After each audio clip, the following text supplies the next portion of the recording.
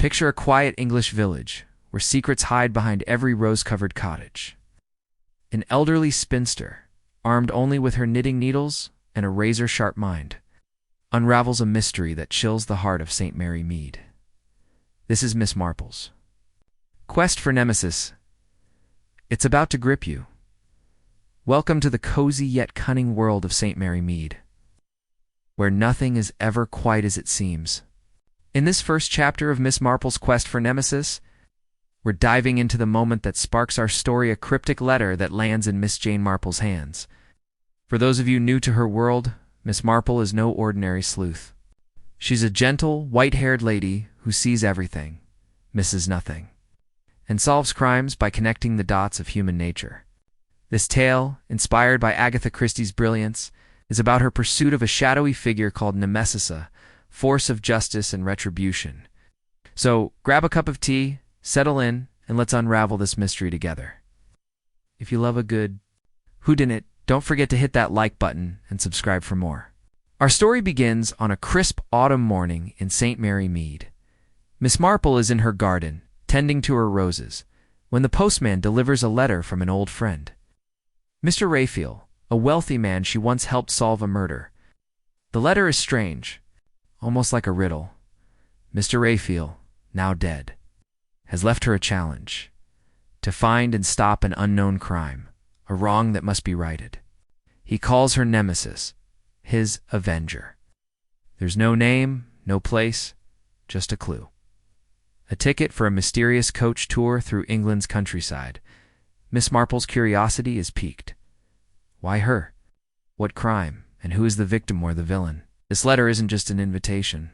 It's a call to action, pulling her into a puzzle that feels personal as Miss Marple sits by her fireplace. Knitting and thinking, she recalls her time with Mr. Rafiel. He was gruff, but trusted her instincts.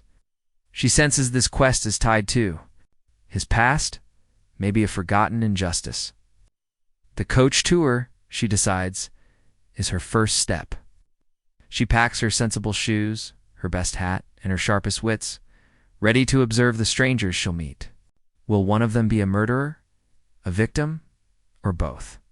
Her village has taught her that evil can hide behind the kindest smiles, and she's ready to spot it.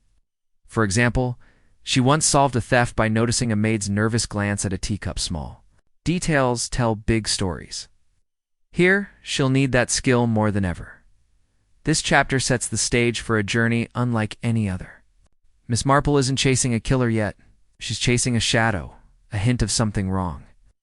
The coach tour will take her through quaint villages and grand estates, but danger lurks in the beauty.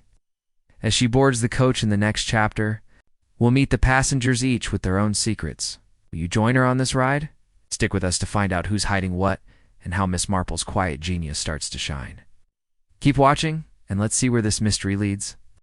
Hello, mystery lovers. Welcome back to Miss Marple's quest for Nemesis. If you're just joining us, hit that subscribe button so you don't miss a single clue in this thrilling tale.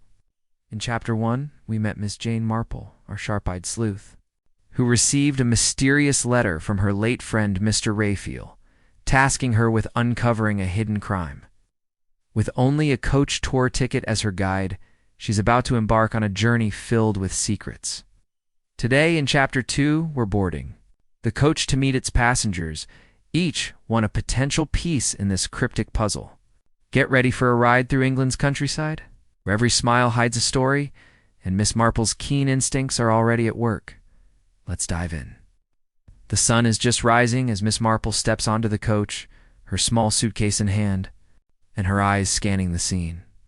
The tour, called Historic Homes and Gardens, promises visits to charming estates and blooming landscapes. But Miss Marple knows better than to trust appearances. She settles into a seat near the middle, perfect for observing everyone. The coach is a mix of strangers, young and old, chatty and reserved, all seemingly here for a pleasant holiday. But Mr. Rafiel's letter looms in her mind. Someone, or something, on this tour is linked to his mysterious quest. As the engine hums and the countryside rolls by, Miss Marple begins her quiet work, watching, listening, and piecing together the human puzzle before her. First, let's meet some of these passengers. There's Mrs. Clara Bradbury, a a cheerful widow with a loud laugh and a habit of asking too many questions. She's traveling alone, her jewelry sparkling a bit too brightly for a simple tour. Next is Mr. Edward Langdon, a nervous young man with ink-stained fingers, always scribbling in a notebook. He says he's a writer researching old houses, but his eyes dart around like he's hiding something. Then there's Miss Elizabeth Temple, a retired school teacher with a calm demeanor and a sharp gaze that rivals Miss Marple's own. She speaks of history with passion, but her hands tremble slightly when certain topics arise. And don't forget the Glynn sisters, Joanna and Emlyn too. Stylish women in their 30s who seem oddly out of place among the older tourists.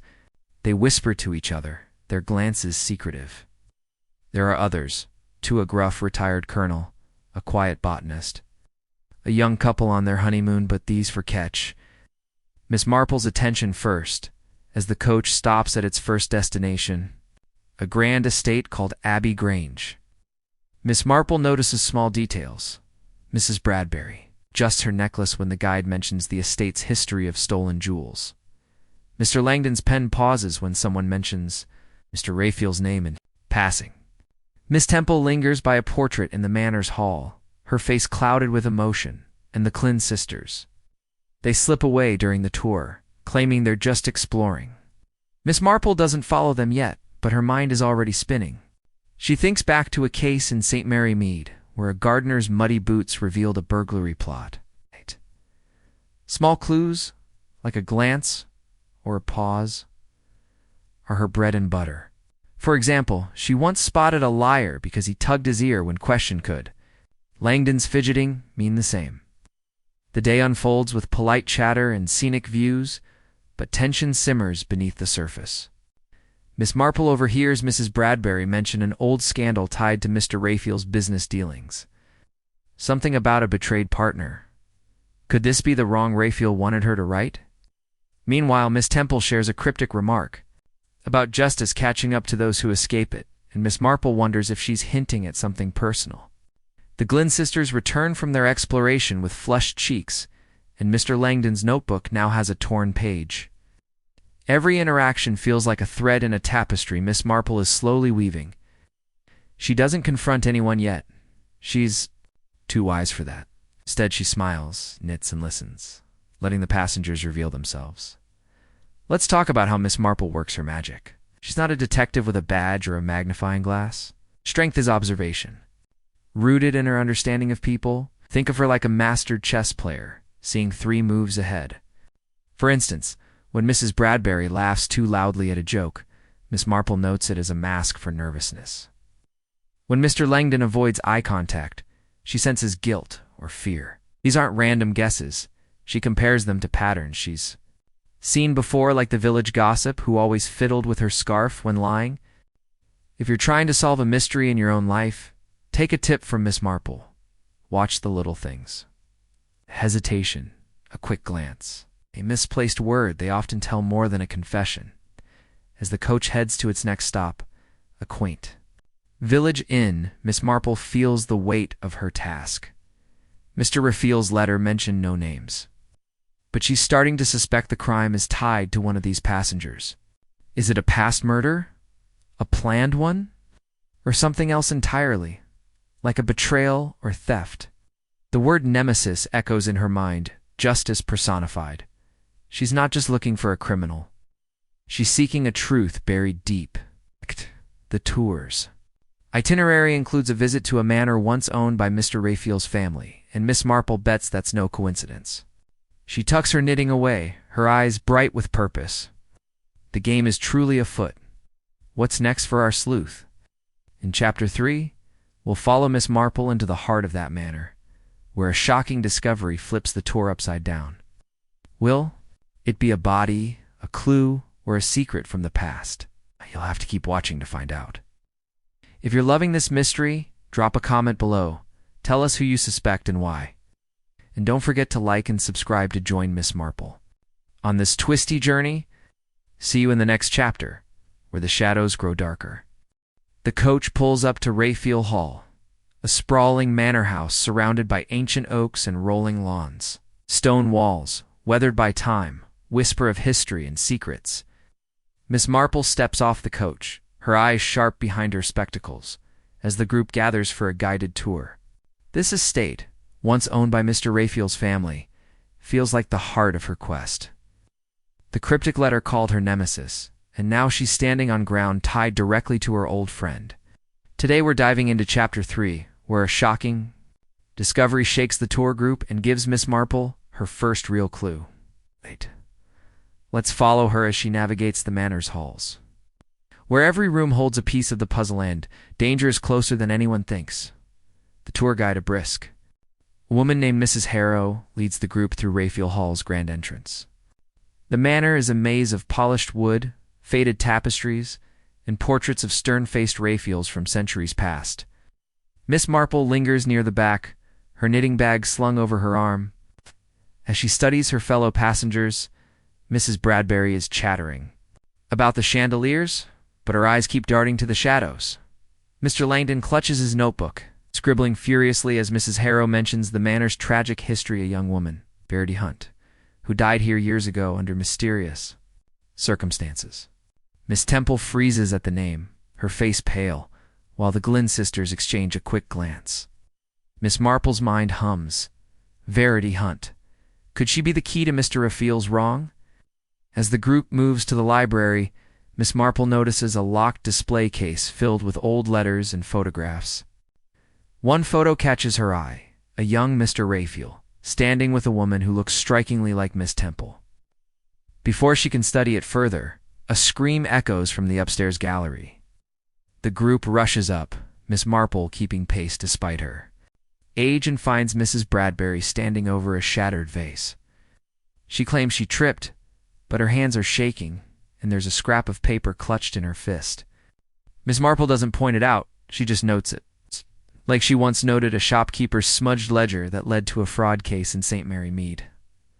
The guide, flustered, hurries everyone along, but the mood has shifted. Something feels wrong. While the others explore the gardens, Miss Marple slips back to the library, her curiosity burning. She's no lockpicker, but she's clever enough to notice the case's key left carelessly on a shelf. Inside, she finds a letter dated 20 years ago, addressed to Mr. Rafiel. It's from Verity Hunt, pleading for help, mentioning a betrayal and someone named Michael. The letter cuts off mid-sentence, as if written in a hurry. Miss Marple tucks it back carefully, her heart racing. Verity's death, she learns from an old newspaper clipping in the case, was ruled an accidental fall from a balcony, but rumors of foul play lingered. Could this be the crime Mr. Rafiel wants avenged? And why is Miss Temple, who knew Verity, so shaken? Back with the group, Miss Marple watches Miss Temple closely. The school teacher is sitting alone, staring at the manor's balcony where Verity fell. When Miss Marple gently asks about her connection to the manor, Miss Temple admits she taught Verity years ago and considered her like a daughter.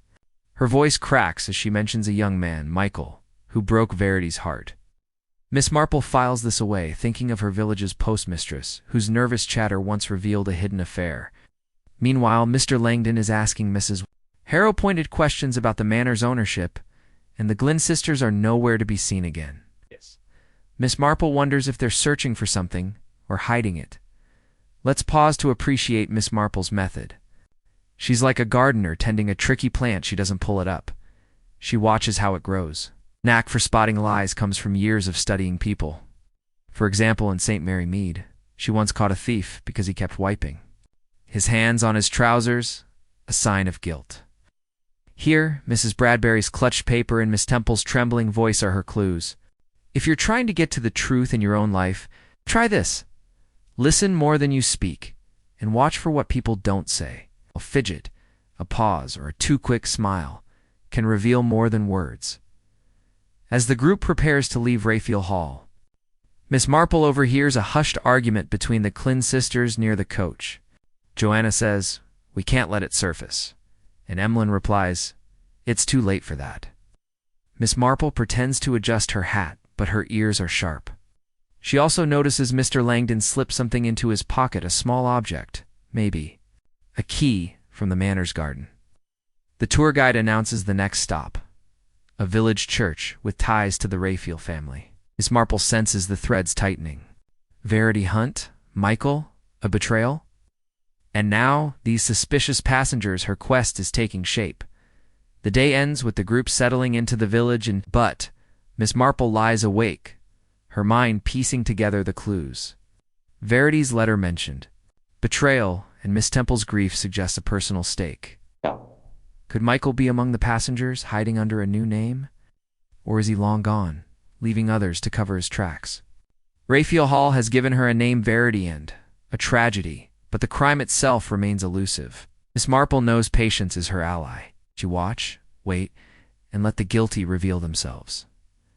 In Chapter 4, the church visit brings a new twist. A hidden grave and a whispered confession that changes everything. Who's buried there, and what will Miss Marple uncover? Keep watching to see how her quiet brilliance unravels the next layer of this mystery. Drop a comment with your theories. Who do you think is hiding the truth? Like and subscribe to stay with Miss Marple as the shadows deepen. The morning mist clings to the village churchyard as the coach arrives at St. Anselm's, a small stone church with ivy-covered walls and a history tied to the Rafiel family. Miss Marple steps onto the dew-soaked grass, her eyes scanning the weathered gravestones. Mr. Rafiel's letter urged her to right a wrong. And after the revelations at Rafiel Hall, Verity Hunt's letter, Miss Temple's grief, and the suspicious behavior of her fellow passengers, she senses the church holds the next piece of the puzzle. In Chapter 4, a hidden grave and a whispered confession turn the tour upside down, pulling Miss Marple closer to the truth. Let's walk with her through the church's shadows, where the past refuses to stay buried. The group gathers for a tour, led by the vicar. Mr. Penrose, a kindly man with a nervous habit of adjusting his glasses. He speaks of the church's history, mentioning the Rafiel family's patronage and their private chapel. Miss Marple notices a small locked gate leading to the chapel, its ironwork rusted but sturdy. As the vicar drones on about stained glass, she catches Mr. Langdon staring at the gate, his fingers twitching as if itching to open it. Mrs. Bradbury, usually so talkative, is unusually quiet, her eyes fixed on a corner of the churchyard. The Glynn sisters, Joanna and Emlyn, linger near a row of graves, their heads bent together in hushed conversation. Miss Temple, meanwhile, walks slowly among the tombstones, her face etched with sorrow. Miss Marple's instincts hum something here is pulling these people apart. As the group moves inside the church, Miss Marple stays behind, pretending to admire a rose bush. She notices a small, unmarked grave hidden behind a yew tree, its stone barely visible under moss. Kneeling carefully, she brushes away the dirt to reveal a name, Verity Hunt. Her heart skips. The official story said Verity died at Rafiel Hall, her body sent to her family. Why is she buried here, in an unmarked grave? Miss Marple recalls a case in St. Mary Mead where a hidden headstone exposed a fake death. This feels eerily similar. She memorizes the spot, knowing she'll need to dig deeper, metaphorically and perhaps literally. Inside the church, the atmosphere is heavy. The vicar leads the group to the Rafiel Chapel, where a memorial plaque lists family members, but Verity's name is absent. Miss Marple sidles up to Miss Temple, who's staring at the plaque with tear-filled eyes. Gently, Miss Marple asks about Verity's connection to the Rafiels. Miss Temple hesitates, then whispers a confession. Verity was engaged to Mr. Rafiel's son, Michael, a charming but reckless man. When Verity died, Michael vanished, and Miss Temple believes he was responsible. Her voice trembles with guilt. She feels she failed Verity by not protecting her. Miss Marple nods, her mind racing. Michael again. The name keeps surfacing like a ghost refusing to rest. The tour continues. You're budding? But Miss Marple's attention shifts to the other passengers. Mrs. Bradbury drops her handkerchief near the chapel gate. And when she bends to pick it up, Miss Marple sees her slip a small key into her pocket. It's the same shape as the one Mr. Langdon pocketed at Rafiel Hall. Are they working together, or is this a coincidence? The Glynn sisters, meanwhile, are asking the vicar pointed questions about old church records, claiming they're researching family history. Their polished manners don't fool Miss Marple. She once caught a village swindler, because he overplayed his charm. Mr. Langdon, still scribbling in his notebook, seems to avoid the chapel entirely, as if it scares him. Each passenger is a thread, and Miss Marple is weaving them together. Let's talk about Miss Marple's skill here. She's not just observing, she's reading the spaces between words and actions. Think of her as a painter, sketching a portrait from fleeting glances and half-truths. For example, Miss Temple's whispered confession wasn't just grief, it was a clue to a motive. In St. Mary Mead, Miss Marple once solved a poisoning case because a woman's eyes lingered too long on a teapot. Here, Mrs. Bradbury's key and Mr. Langdon's avoidance are her teapot. If you're trying to uncover a truth, take a page from her book. Notice what people avoid as much as what they do. A sidestepped question or a hurried gesture can speak volumes as the group prepares to leave. Miss Marple overhears the Klin sisters again, this time near the coach. Emlyn says, "If the records are here, we're done for." Shh. Joanna hushes her, but Miss Marple's ears catch every word. She also notices Mr. Penrose, the vicar, watching the sisters with a frown. Does he know something? Miss Marple decides to stay behind, claiming she's forgotten her scarf. She approaches the vicar, using her disarming smile to ask about Verity's grave. Mr. Penrose hesitates, then admits the burial was secretive, arranged by Mr. Rafiel himself. No one was to know. Miss Marple's mind clicks. Mr. Rafiel hid Verity's resting place. But why? Is it shame, protection, or something darker? The coach horn sounds, and Miss Marple rejoins the group, her thoughts swirling. Verity's unmarked grave, Miss Temple's confession, and the mysterious Michael form a triangle of tragedy. Mrs. Bradbury's key, Mr. Langdon's nerves, and the Klin sisters' secrecy add layers to the mystery. Miss Marple suspects the church records, locked in the chapel, hold answers, perhaps a marriage, a birth, or a death tied to Verity and Michael.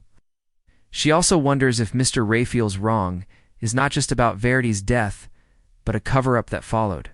Her knitting needles click softly as she sits on the coach, her eyes on her suspects. The tour's next stop is a market town with a library that holds local archives. Miss Marple bets those records will shed light on Michael's fate and the Rafiel family's secrets. But danger is closing in. Someone on this coach knows more than they're saying, and they're watching her as closely as she's watching them. In Chapter 5, a late-night encounter at the inn reveals a new suspect and a dangerous threat. Who's following Miss Marple and what are they hiding? Keep watching to see how she dodges danger and tightens the net. Drop a comment with your guesses. The shadiest passenger so far? Like and subscribe to follow Miss Marple as the mystery deepens. The coach rolls into the market town of Dunley as dusk settles, the sky streaked with orange and purple.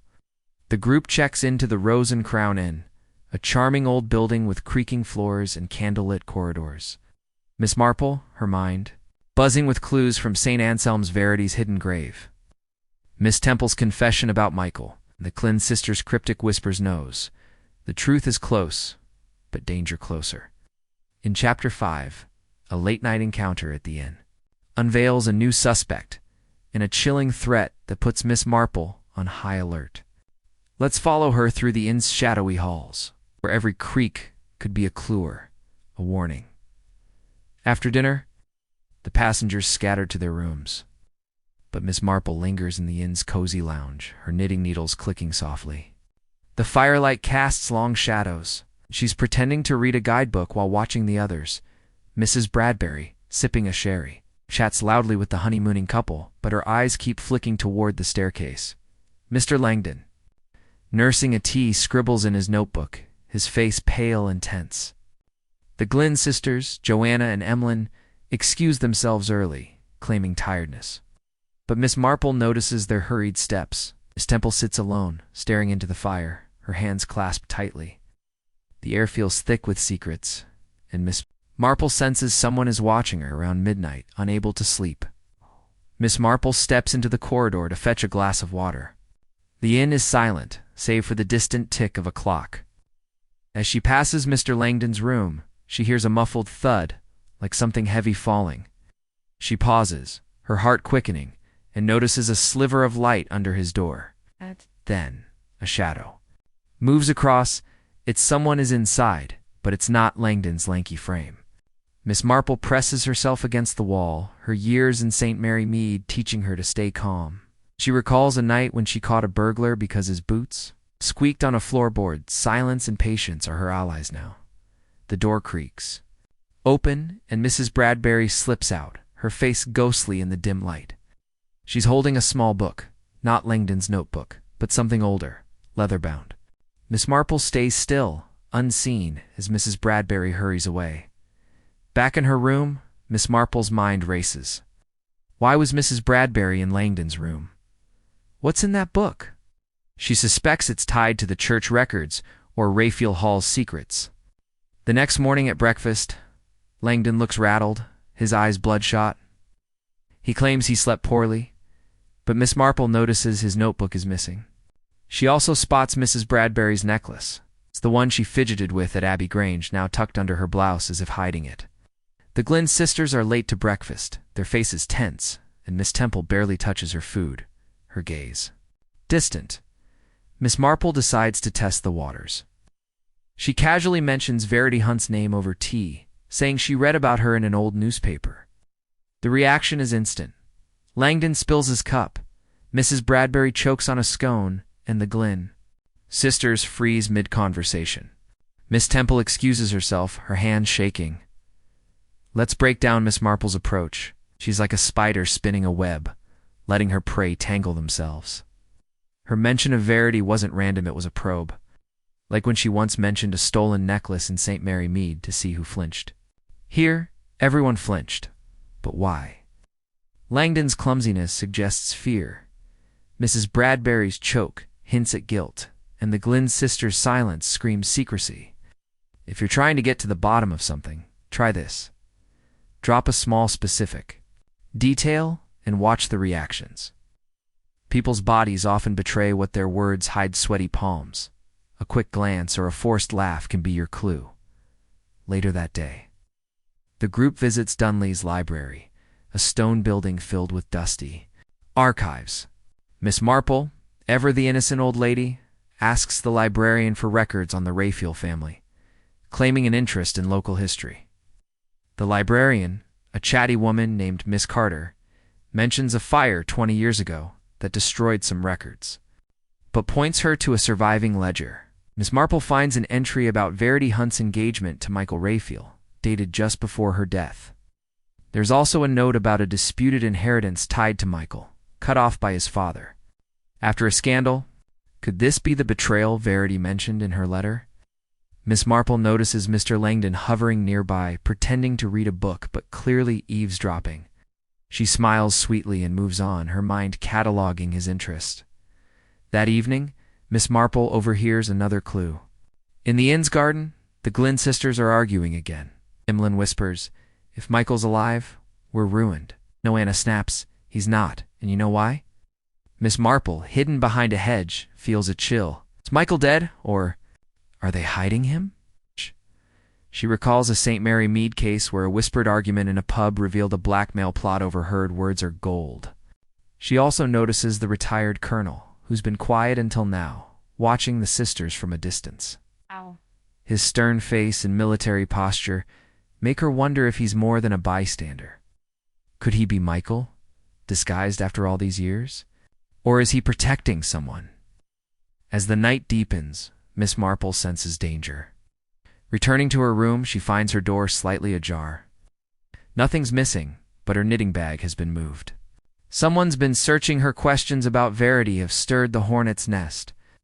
She double-checks her lock and sits by the window, her needles clicking as she thinks.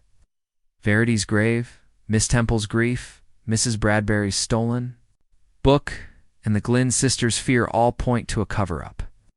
Michael Rafiel is the key, but is he a victim, a villain, or a ghost? The library's ledger suggests a motive: money, love, revenge. But Miss Marple needs more. The tour's next stop is a grand garden estate. But Miss Marple knows the real action will happen at the inn.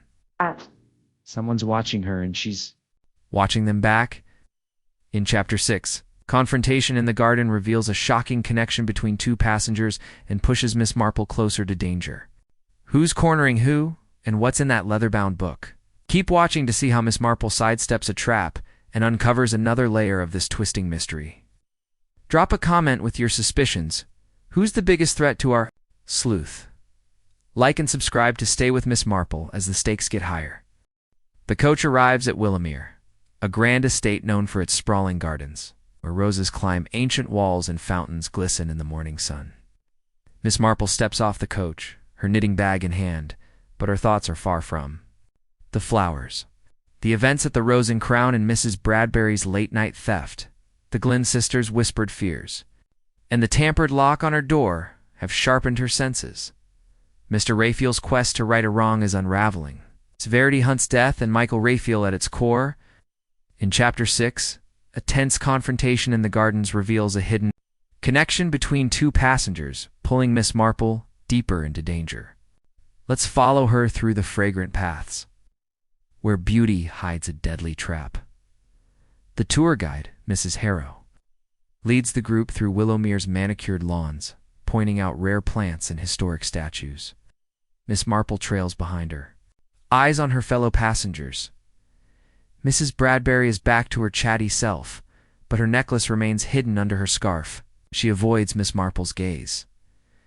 Mr. Langdon, without his notebook, seems lost, his hands fidgeting as he scans the crowd.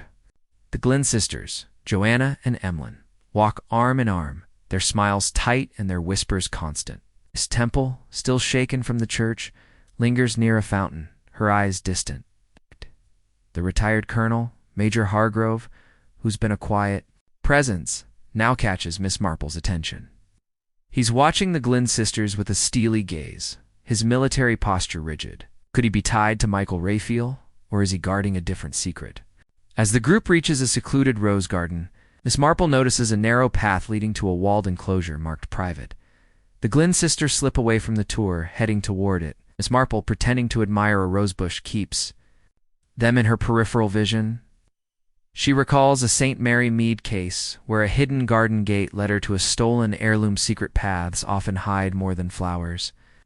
She follows at a distance, her steps silent on the gravel. Inside the enclosure, she overhears Joanna hiss, "Bradbury has it. We need that book before she uses it."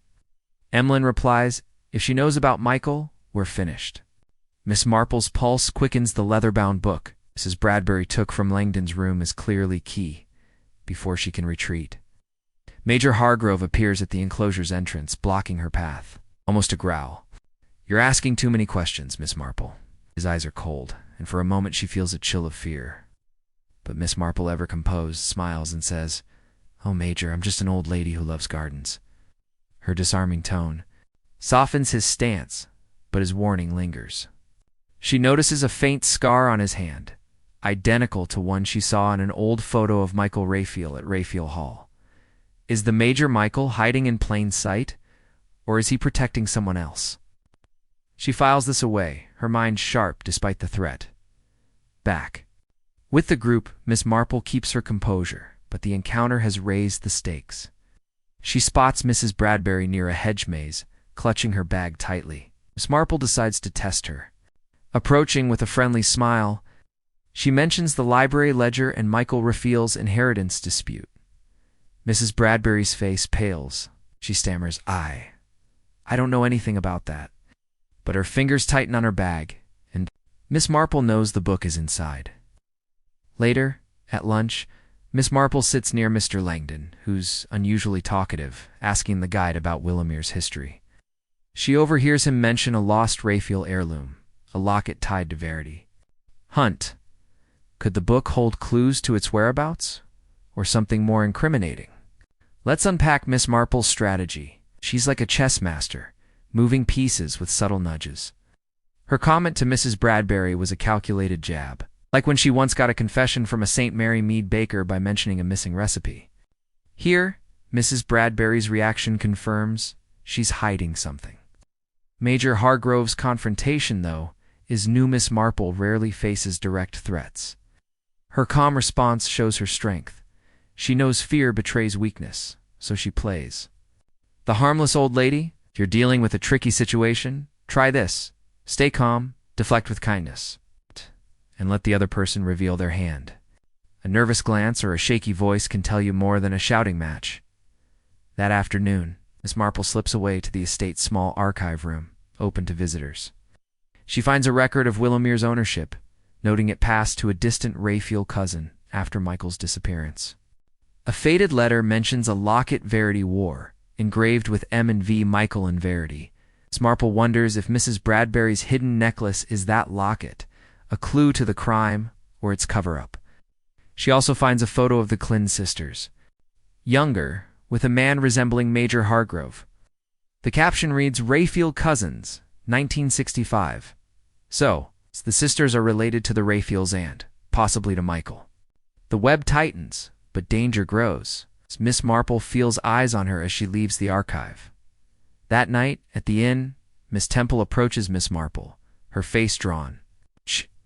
She confesses she saw Mrs. Bradbury arguing with Major Hargrove in the garden, whispering about keeping Michael quiet.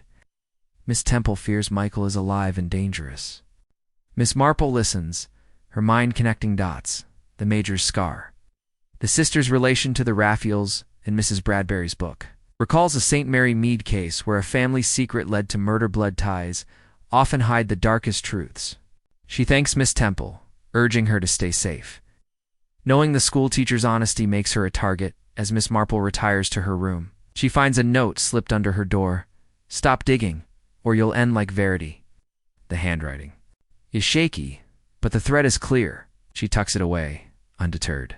Verity's death, Michael's disappearance, and the locket point to a conspiracy. And Mrs. Bradbury, the Glynn sisters, and Major Hargrove are entangled. The book must hold the final piece, perhaps a confession, a will, or proof of murder. Miss Marple locks her door, her knitting needles still, her mind racing. The tour's next stop is a coastal village with a Rafiel family crypt. Miss Marple senses the truth is near, but so is the danger. In Chapter 7, a desperate act at the crypt forces a passenger to reveal their true identity. And Miss Marple faces her closest call yet. Book. Keep watching to see how Miss Marple outsmarts a deadly foe. Drop a comment with your theories who's threatening our sleuth. Like and subscribe to follow Miss Marple as the mystery twists tighter. The coach winds along a rugged coastal road, the sea crashing against cliffs below as it approaches the village of St. Elmo's Bay. The air is sharp with salt and the Rafiel family crypt. Perched on a hill overlooking the waves looms like a sentinel of secrets. Miss Marple, clutching her shawl against the wind, feels the weight of her quest. The threatening note, Major Hargrove's confrontation, and Mrs. Bradbury's stolen book have tightened the noose around Verity Hunt's death and Michael Rafiel's disappearance. In Chapter 7, a desperate act at the crypt forces a passenger to reveal their true identity, and Miss Marple faces her closest call yet. Let's follow her to the edge of the cliff, where truth and danger collide. The group gathers at the crypt, stone structure carved into the hillside, its iron gate rusted but imposing. The tour guide, Mrs. Harrow, explains that the Rafiel family used this crypt for centuries, though it's rarely visited now. Miss Marple's eyes scanned her suspects. Mrs. Bradbury, her bag clutched tightly, avoids the crypt's entrance. Mr. Langdon, still without his notebook, hovers nervously. The Glynn sisters, Joanna and Emlyn, stand close together, their faces pale. Miss Temple, her grief palpable, gazes at the sea. And Major Hargrove, his scar visible in the sunlight, watches everyone with a hawk's intensity. Miss Marple senses. The crypt holds a final clue to Mr. Rafiel's wrong. And someone here is desperate to keep it buried. As the group enters the crypt, the air grows cold and damp. The guide points out marble plaques bearing Rafiel names, but Miss Marple notices a small, unmarked niche in the shadows.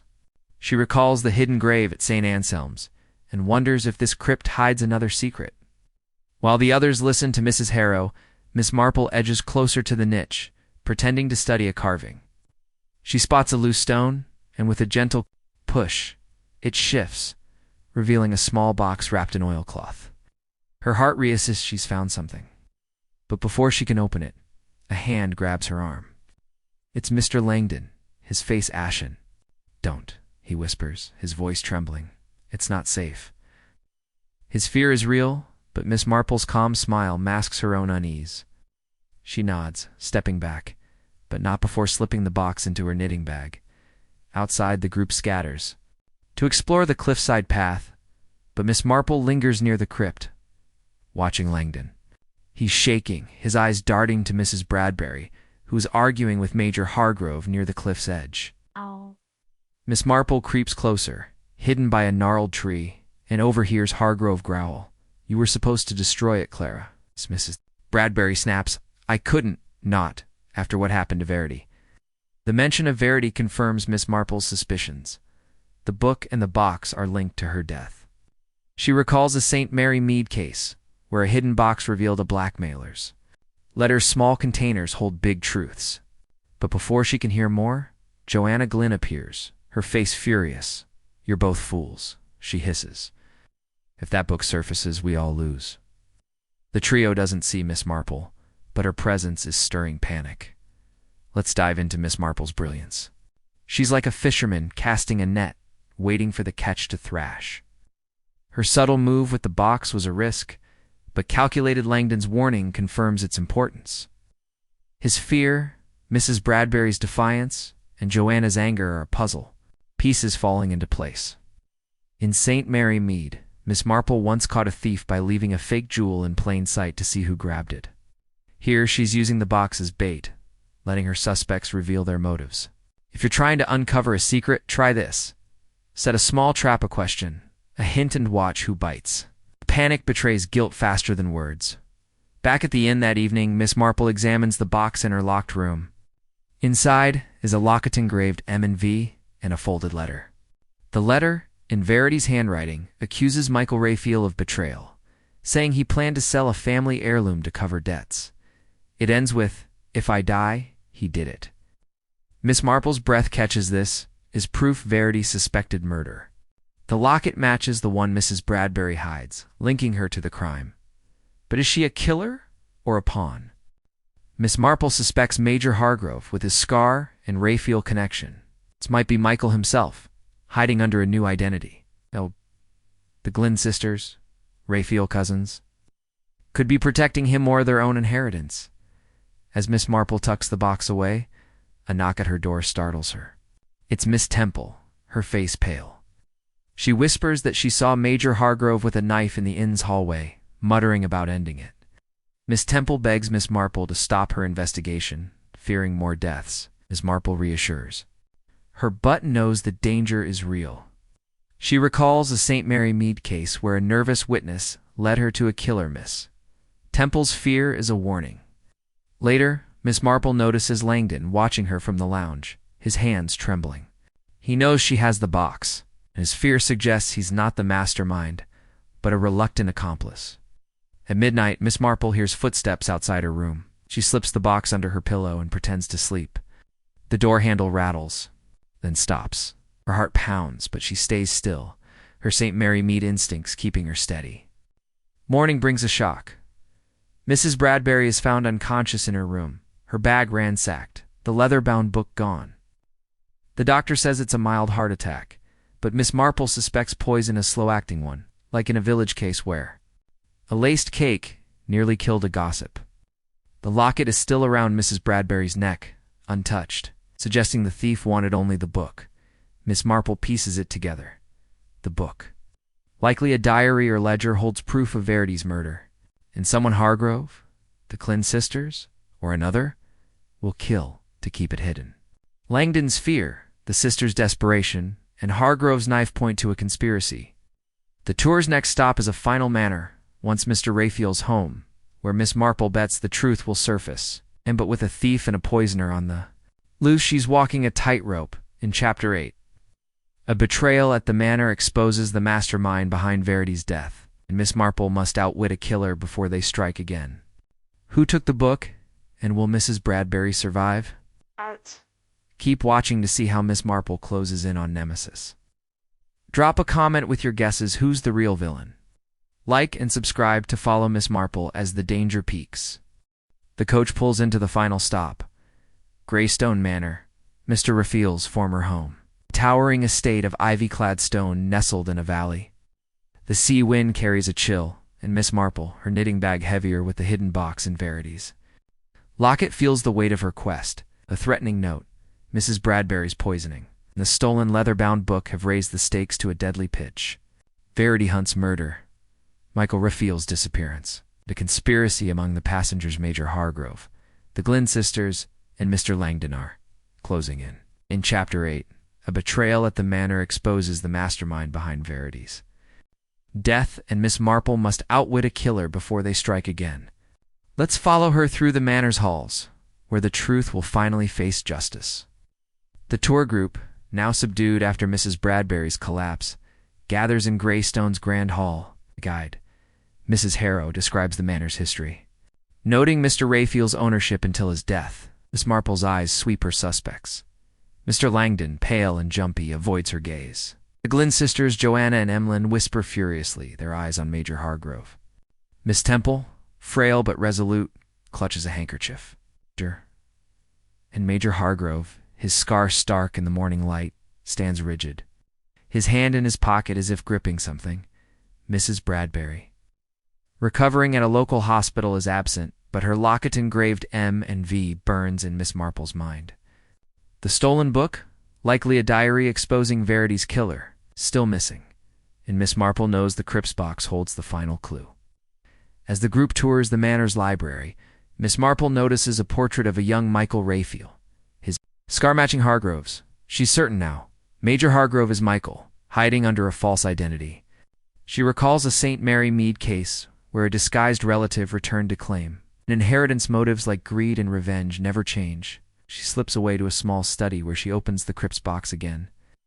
Inside, alongside Verity's letter, is a tiny key etched with GM. Greystone Manor. It must unlock something here, perhaps a safe with the final proof. But, as she tucks it away, Joanna Glynn appears in the doorway, her face cold. You've gone too far, Miss Marple, she says, her voice low. Give me the box. MissMarple.com, as ever, smiles and says, Oh, my dear, I'm just admiring the decor. Joanna hesitates, then retreats, but her threat lingers. Miss Marple's strategy is pure genius. She's a conductor orchestrating chaos. By keeping the box, she's baiting the guilty, just like when she left a fake letter in St. Mary Mead to catch a blackmailer. Joanna's confrontation confirms the Glynn sisters' stake, likely tied to the Rafiel inheritance. If you're untangling a mess, try this. Hold your cards close. Let the guilty make a move, and watch their mistakes. Hasty word or a desperate grab like Joanna's reveals more than a confession. During a break, Miss Marple finds a locked desk in the study, its keyhole matching the GM key. She waits until the group moves to the dining hall, then slips back to unlock it. Ow. Inside is a ledger, not the stolen book, but a record of Rafiel family transactions. List payments to see. Bradbury and E. Langdon 20 years ago marked silence. Miss Marple's heart races. Mrs. Bradbury and Mr. Langdon were paid to cover up Verity's death. Ow. The ledger also mentions a locket hidden in the manor's chapel, as proof of Michael's guilt. Miss Marple heads to the chapel, a small room. Off the hall, but hears footsteps behind her. It's Mr. Langdon, his eyes wild. You've got it, don't you? He whispers. They'll kill me if I don't get it back. Before she can respond, Emlyn Glynn appears, a knife glinting in her hand. Enough, she says. Hand it over. Miss Marple, cornered, uses her greatest weapon. Words. My dear, she says softly, killing an old lady won't erase the truth. Verity's letter names Michael, and the ledger names you all. Emlyn falters, and Langdon panics, blurting, It was Michael. He pushed her, and we helped hide it for money. The confession hangs in the air, and Emlyn lunges. But Miss Marple steps aside, her agility surprising for her age. The commotion draws the group, and Major Hargrove storms in, his face dark. You idiot, Langdon, he growls, confirming he's Michael. He pulls a knife, but Miss Temple, summoning courage, shouts for Mrs. Harrow. The guide calls for help, and the group restrains Hargrove. Miss Marple explains the truth. Michael Rafiel, now Hargrove, killed Verity over the locket, which held proof of his theft from the family estate. Mrs. Bradbury and Langdon, paid to lie, helped stage the accident. The Glynn sisters, Rafiel, cousins, stood to lose their inheritance if Michael's crime surfaced, so they stole the diary Mrs. Bradbury's book to destroy it. The diary, Miss Marple guesses, is now with Joanna, who's fled to the coach. Mrs. Harrow, shaken, calls the police, who find Joanna hiding the diary, its pages detailing the cover-up. Verity's locket, still with Mrs. Bradbury, seals the case. As the police take Hargrove, Langdon, and the sisters away, Miss Temple thanks Miss Marple, tears in her eyes. "You've brought Verity justice," she says. Miss Marple, humble, replies, "Just an old lady's curiosity, my dear." She recalls a St. Mary Mead case, where a quiet confession solved a theft truth. It always surfaces. Mr. Rafiel's quest is complete. Nemesis has struck. The tour ends, and Miss Marple boards the coach home, her knitting needles clicking.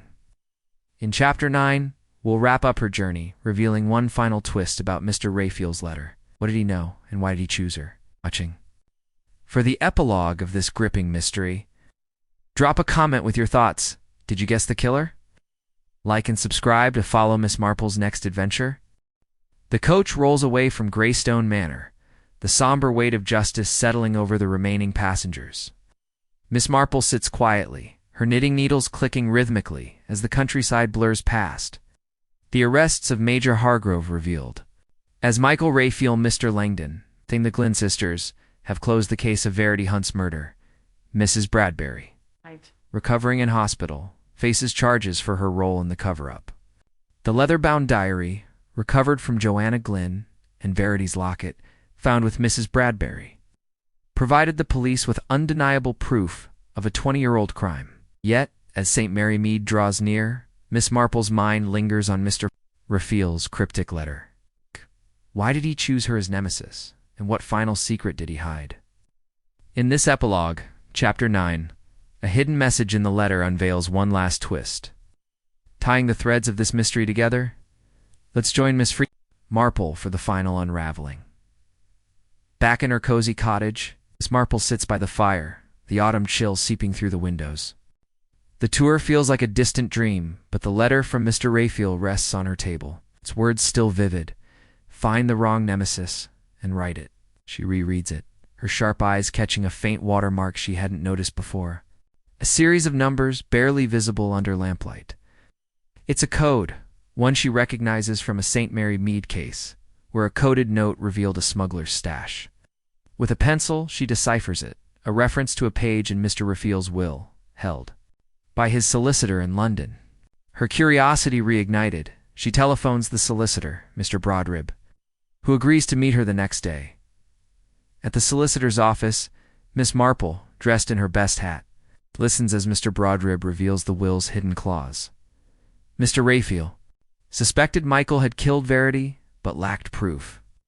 He designed the coach tour to bring suspects together, knowing Miss Marple's knack for uncovering truth would expose them.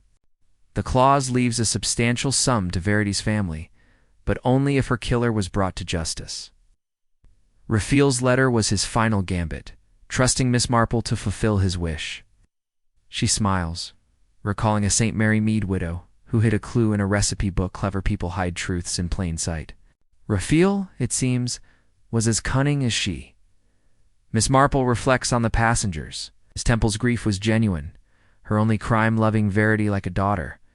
Mr. Langdon, weak and greedy, was coerced by Michael to lie about Verity's accident.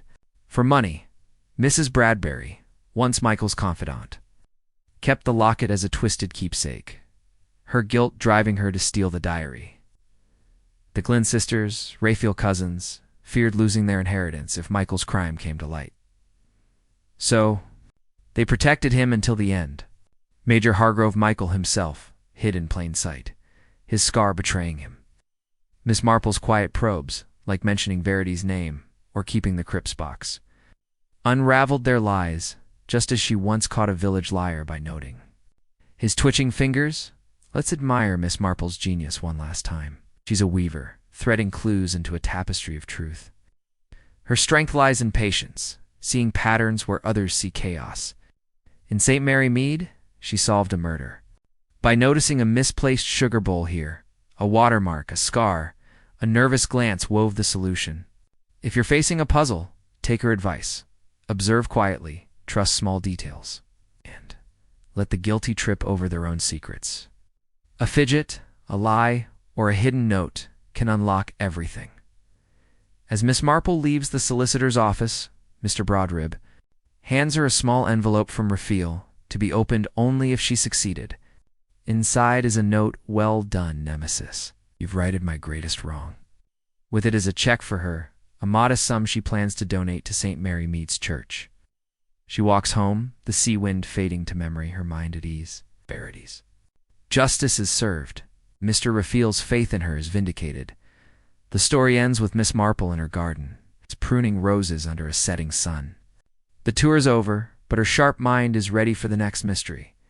What new secrets will St. Mary Mead hold? That's for another tale. Thank you for joining Miss Marple's quest. Drop a comment. Did the final twist surprise you? Subscribe for more mysteries where truth hides in the smallest details. Till next time, keep your eyes sharp and your knitting close.